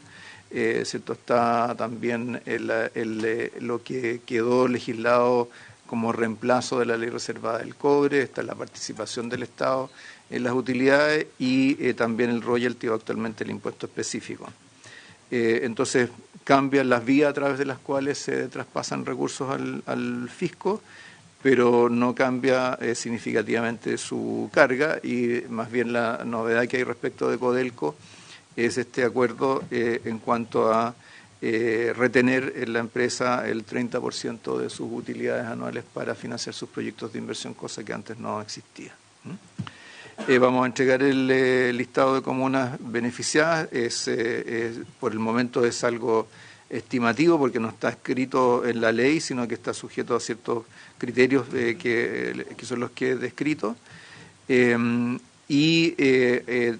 Tenemos los datos también per cápita, especialmente por región, al combinar todos estos recursos que permiten calcular mejor el impacto en relación a la población que tienen, porque hay comunas, hay regiones que reciben una proporción importante de recursos en función de su población y otros en función de que son regiones donde hay comunas más pobres o más dependientes del fondo municipal. En cuanto a para qué se necesita la política de dividendos, esta se necesita para calcular la carga tributaria total. Porque como una parte de la tributación es el impuesto adicional, y el impuesto adicional depende de la distribución de utilidades, entonces para eso es necesario hacer ese supuesto. En cuanto a las patentes mineras, creo que la ministra puede referirse en particular a ese punto. También creo que me parece, ministra, que podría hacer también alguna referencia al tema de los proyectos de inversión, que tenemos ahí, hay una dinámica de las inversiones que es bastante especial dadas las características de la industria del cobre. En cuanto a las cuentas nacionales 2022, ¿por qué cae la minería? Cae fundamentalmente por una menor producción de Codelco y además porque tenemos que recordar que las cuentas nacionales lo que miden es valor agregado. Entonces, lo que mide a nivel sectorial es valor agregado. Entonces, si tenemos empresas importantes que han reducido sus márgenes por alguna razón, entonces va a caer el valor agregado aun cuando su producción o sus exportaciones pueda crecer. Ahora, ¿por qué luego, cierto, como vimos en esta presentación, se suponen crecimientos de la producción futura. Ahí lo que nosotros hacemos es tomar una versión conservadora de las proyecciones de Cochilco, que considera, ¿cierto?, los planes de producción de todas las compañías y los efectos sobre los efectos de nuevos proyectos.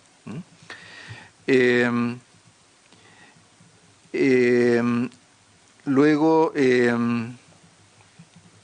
me parece que el senador García preguntaba también por la relación de la producción de cobre y litio con el aumento de la recaudación. Justamente a eso me refería, que cierto, acá tomamos proyecciones de producción en función de estas estimaciones que hace Cochilco, y en el caso del litio nos basamos en las proyecciones que tiene Corfo en función de los contratos que tiene vigentes. En cuanto a las preguntas del senador Edwards, hay otros estudios, hay un estudio del Fondo Monetario, hay un estudio, hay varios, o sea, hay estudios de Jorrat solo, Jorrat con asociados.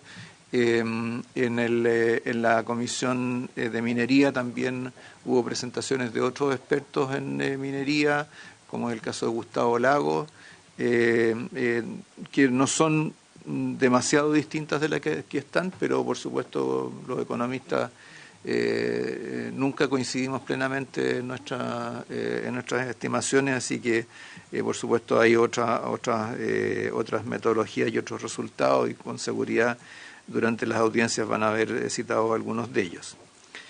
Como decía, respecto a los proyectos de inversión se puede referir más en propiedad a la ministra, pero simplemente hay que pensar que hoy en día, en general, lo que tenemos como evolución de la producción tiene que ver con los proyectos de inversión que están en ejecución. Muchos de ellos todavía son proyectos que vienen de la época del superciclo del cobre, son los proyectos que entraron más tardíamente como resultado de ese superciclo. Ahora empiezan a generarse nuevos proyectos de inversión derivados de las proyecciones que hay para la industria del cobre, el hecho de que los precios del cobre se han mantenido relativamente estables, y la demanda que se puede prever para electromovilidad y otros usos más ligados a la reducción de emisiones, los esfuerzos por reducir emisiones en el mundo. Pero con seguridad la ministra se puede referir a algunos de los proyectos que han ido entrando más recientemente. Tenemos proyectos de TEC, tenemos proyectos de Anglo American, etcétera, que algunos que todavía no se recogen en los catastros de inversiones, dada la etapa en la que están, y que pueden nutrir de manera importante, ¿cierto?, la evolución de la inversión en minería. El fondo comunal, la manera en que se determinó, o sea, lo más importante era determinar las comunas mineras, ¿eh? Y se adoptó una definición amplia de comuna minera para incluir no solo donde están ubicadas las minas, sino que también donde hay fundiciones, donde se producen embarques importantes de cobre y donde hay ubicados relaves, ¿eh? Entonces, por eso llegamos a 29 comunas. Si usáramos solo el criterio de la ubicación de las minas, no superaríamos las 15 comunas, ¿eh? Entonces, se incluye también esos criterios, ¿eh? Y luego se definió un monto global para distribución, y luego se hizo una división salomónica entre regiones y municipios, mitad y mitad, y luego ahí en función de la población y la relación per cápita de los aportes, de esa manera fue que se determinó el aporte a las comunas mineras. Luego, el senador, usted, presidente, hacía referencia a compensar externalidades y compartir una riqueza que es del país. Efectivamente, la manera de incluir ese elemento como más solidario es ¿cierto?, a través de este segundo componente de distribución de recursos a municipios que son más dependientes del fondo como municipal. Y en el caso de las regiones, a lo que estamos apuntando es a que los recursos que vayan a las regiones se utilicen, se inviertan en infraestructura, porque ¿cierto? El gran desafío que tenemos con todo lo que son recursos naturales no renovables es cómo ¿cierto? Usamos las rentas que llegan al Estado para que podamos mejorar la productividad de la economía, diversificar la economía, tener más inversión y surjan oportunidades de producción y de competencia en otros sectores más allá del cobre, que es donde se generan estas rentas. Ahora, sobre la duración del fondo regional y comunal es indefinido, pero además a nivel de las regiones y de las comunas lo que está propuesto acá es que los recursos que se aportan se puedan acumular de un periodo a otro si es que no se gastan. Este es un tema que es bien común, ¿cierto?, con los gobiernos regionales y las comunas. No está obligado a gastarlo inmediatamente, por ejemplo, si se quiere financiar un proyecto grande que puede tener una distribución en el tiempo, ¿cierto?, más desigual, entonces, ¿cierto?, la región puede decidir ahorrar en un año para poder invertir más en el año siguiente. Y finalmente, bueno, las preguntas del senador Elizalde se referían a los datos sobre las comunas beneficiadas y hacía referencia al tema de la desigualdad territorial que, digamos, en este caso fundamentalmente se está buscando recoger temas que tienen más que ver con la desigualdad económica de las comunas y que se refleja en el hecho de que hay comunas que son muy dependientes del fondo municipal porque no tienen una base económica que genere una recaudación de ingresos propios importante. Entonces ahí está, por ejemplo, se mencionaba el caso de la región metropolitana. Aquí hay comunas de la región metropolitana que reciben recursos, pero en virtud de que son comunas muy pobres y con menor base económica, pero hay muchas que no, porque cierto, en general la región metropolitana se tiende a recaudar bastante más que en otras regiones por el concepto de impuesto territorial, patente, etcétera, por la cantidad de actividades que están localizadas en la región. Muchas gracias. Respecto de lo que dice el ministro a propósito de las comunas mineras inicialmente eran bastante menos y se hizo una modificación en la Comisión de Minería, tal como decía el ministro, favoreció grandemente, o sea, al incorporar una serie de otras actividades. Y respecto de los relaves, incorpora tanto los relaves activos como los inactivos. Entonces, yo diría que ahí es donde se permitió crecer a 29. Eso a mí me parece que es un tema bien destacable. Respecto de la inversión, como lo preguntan ustedes, yo creo que de repente podríamos hacer una sesión dedicada únicamente a los temas de cobre y otros minerales. Nosotros estamos esperando que durante el primer semestre de este año reinicien algunos proyectos principalmente de oro, que son bastante promisorios y que están en la tercera, cuarta región y que van a significar para el Estado un buen aporte. En materia de cobre, están los dos que mencionó el ministro y aparte de ellos hay solamente proyectos que vienen de continuidad a permitir que algunas mineras permanezcan funcionando. En el caso de Codelco, nosotros estimamos que estamos atravesando un valle que tiene que ver con algo que les pasa a la mayoría de las mineras y que tiene que ver con la ley, la disminución de la ley, pero también a una serie de efectos que tienen que ver con los mayores costos de producción, los problemas de transporte y también se enlaza con algo que tenemos que venir a presentarles a ustedes por ley dentro de los próximos 90 días. A propósito de que se aprobó la ley que habilita el cierre de la fundición Ventanas, tenemos que venir a hablar de una política en relación a fundiciones, porque también se relaciona con aquello. El año antepasado exportamos como país más de 13.000 toneladas de cobre en concentrado. Y eso hoy día, dadas las condiciones y los requerimientos de los mercados en términos de que vendamos un cobre más apropiado a las necesidades de la descarbonización van en sentido absolutamente contrario, o sea, nos obliga a exportar menos concentrados y a empezar a exportar más cobre refinado.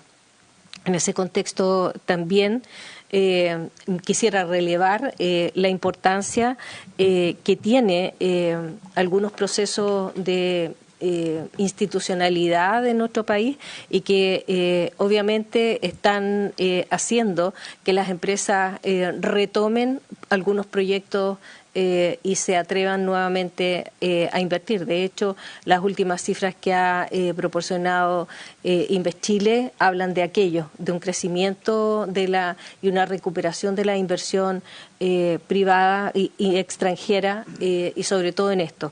Esperamos que a propósito del litio y luego de los anuncios que haga el presidente en los próximos días, también van a surgir una serie de otros proyectos que tienen que ver con el litio. Eso así como en términos muy generales y tiene sus aprensiones el senador Núñez. En relación a las patentes, quisiera recordar que a fines del año 2021, cuando se tramitó la ley para la pensión garantizada universal, se tomó un proyecto que se estaba tramitando, uno o varios proyectos que se estaban tramitando en el Ministerio de Minería o que se estaban conversando. Yo diría que llevaban aproximadamente unos 15 años y que tienen que ver con una serie de cosas que son las complicaciones del tiempo, históricas, que afectan a los pequeños sobre todo, pero a los medianos también y a los grandes mineros a propósito de patentes mineras.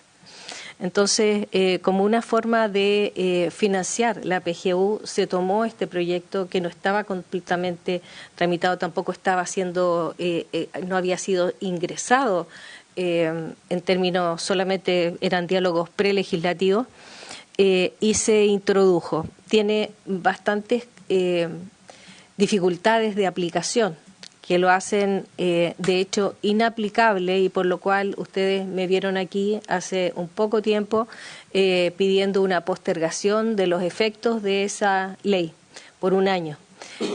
Nosotros ya ingresamos lo que esperamos que sea una corrección a aquellas dificultades que se dan y que hacen inaplicable esa ley, y por lo tanto va a haber muchísimas modificaciones, y estas inquietudes que ustedes tienen y que manifiesta el senador se van a poder discutir en ese minuto, y esa es la disposición, el poder venir a conversar con ustedes cómo afecta el tema, y obviamente entendemos que eso tiene que conversar con esta ley.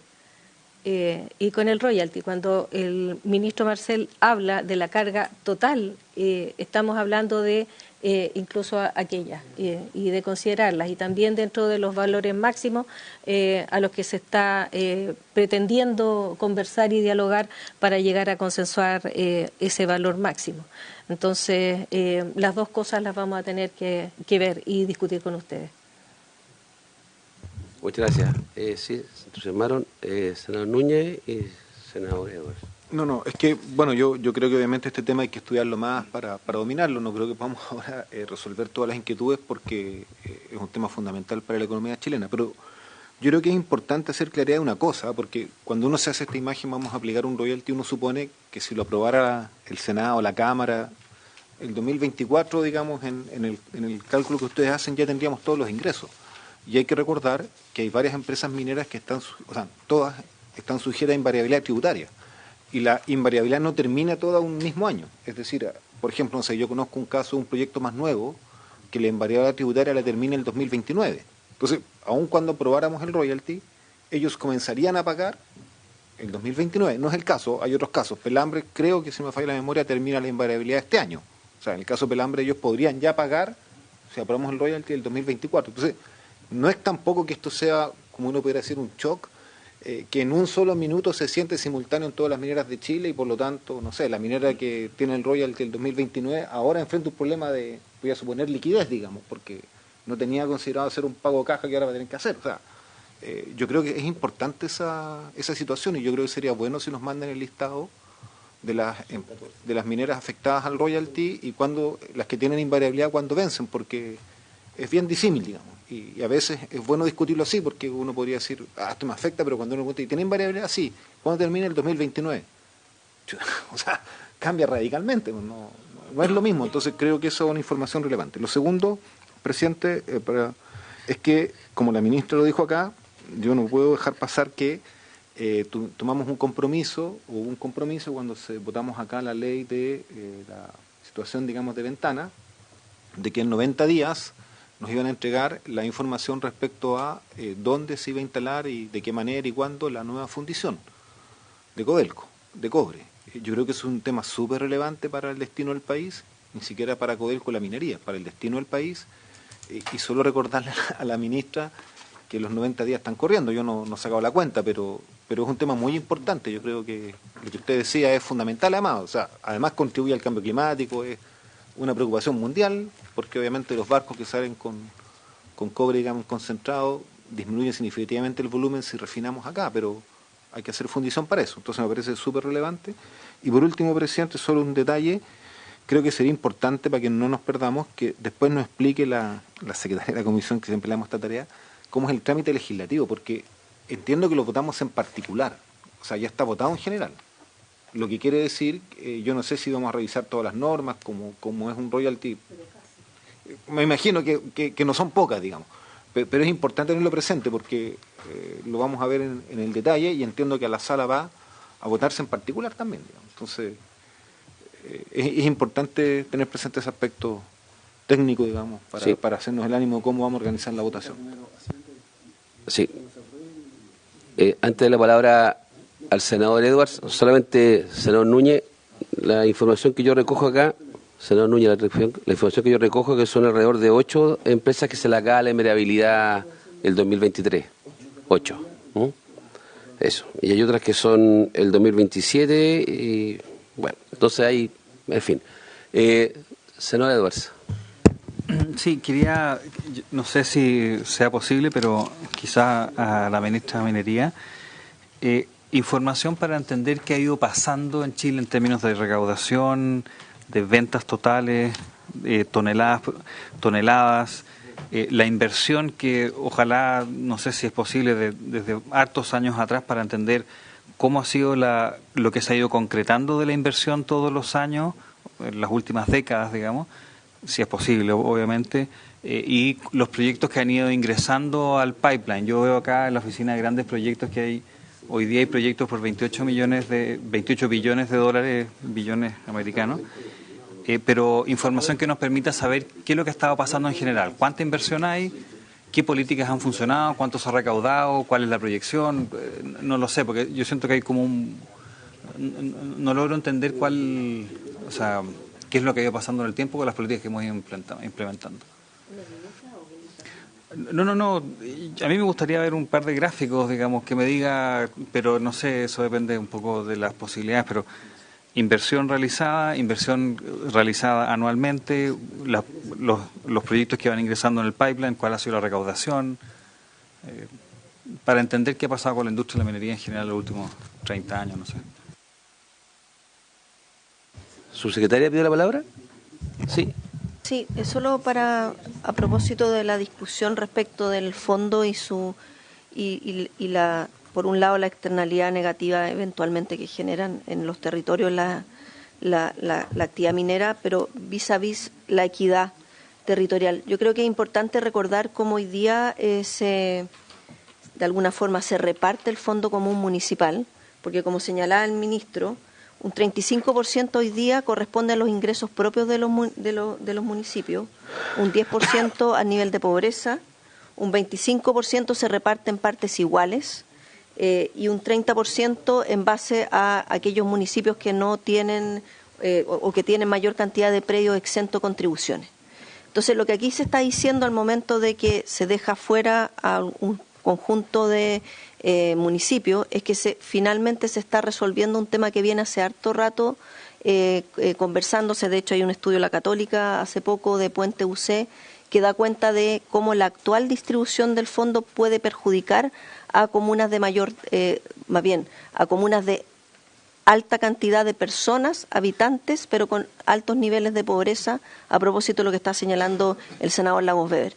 Como aquí se está más bien distribuyendo ese fondo territorial, dejando fuera a aquellos que no dependen, o más bien dejando solo adentro a aquellos que tienen alto nivel de dependencia, en ese sentido hace que per cápita se esté resolviendo un problema en la distribución del fondo.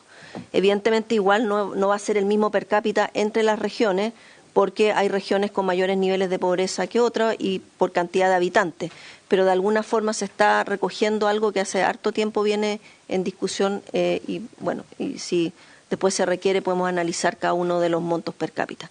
Y ahí quizá, a propósito de lo que señalaba el senador Edwards, si uno mira, si uno pensara solo en la distribución territorial en la región de Antofagasta, va a tener un per cápita del orden de 2.000 pesos por persona. Pero dado que además es una comuna, una región con alta concentración, ¿no es cierto?, de la industria minera, eso le permite subir, perdón, para no equivocarme en el número, en 16.000 pesos y un poco más per cápita, dejándolo en un torno similar, aunque igual menor, porque es una comuna más rica que el resto del país. Entonces, de alguna forma también se compensa ese otro tema, porque si fuera solo por población y pobreza, este fondo territorial no lo compensaría completo. Y ahí está la explicación respecto de que se trata de comunas mineras. Eso, no sé si con eso aclara un poco lo que había mencionado el senador. Muchas gracias, secretaria. Senadores, yo no terminé el proceso acá porque primero tenemos la audiencia el día de mañana, ¿ya? Y lo segundo, y ministro, no le pido que elabore más tal vez ahora, pero quedó claramente abierta la posibilidad de modificaciones adicionales al proyecto. Entonces de eso también va a depender cuál va a ser el tratamiento que se le dará en las sesiones que siguen. Eso. Senador Castro. Solo para preguntarle al ministro si a futuro las regiones que se sumen a la explotación minera, como las comunas también que van a ser afectadas, se contempla también que se van a ir sumando a estos beneficios de la recaudación, ¿no es cierto? Pensando que el Maule algún día va a ser una región minera.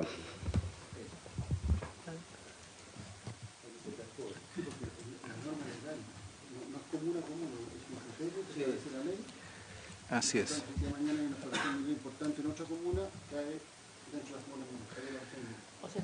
Sí, presidente, aquí los tres componentes se fijan en función de criterios, o sea, por eso yo cuando hablaba de los cálculos por comuna y región, dije que eran estimativos, porque en el caso de la región, ¿cierto?, está hecho de acuerdo al FNR. En el caso de las comunas más pobres, está hecho en función de la distribución del fondo municipal y los ingresos propios, y en el caso de las comunas mineras, a una definición de comuna minera. Entonces, en el futuro puede cambiar la fórmula del FNR, puede cambiar ¿cierto?, los ingresos propios de los municipios, puede cambiar puede haber nuevos proyectos mineros o fundiciones, a propósito, ¿cierto?, de que se mencionaba acá. Puede haber fundiciones ubicadas en comunas distintas de las que actualmente se consideran mineras. Entonces, la ley dejaría el criterio y eso sería actualizando regularmente. Bien, muchas gracias a la ministra, al ministro, a las subsecretarias que nos acompañan, asesores, por haberse cumplido el objeto de la sesión. Esta se levanta.